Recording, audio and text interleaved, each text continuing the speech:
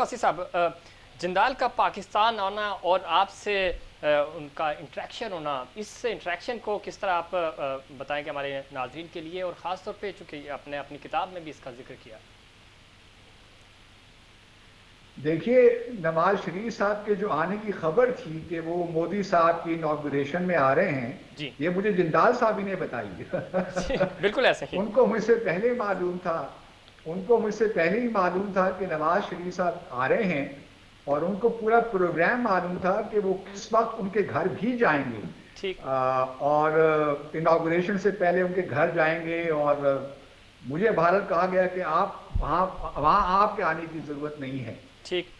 तो जिंदाल साहब का बड़ा एक्टिव रोल था, क्योंकि वो मोदी के भी बड़े करीब हैं, और मेरी भी उनसे बड़ी मुलाकातें रहीं। बड़े अच्छे नफीस इंसान हैं, लेकिन ऑब्वियसली वो एक भारत के बाशिंदे हैं, स्टील टाइकून हैं।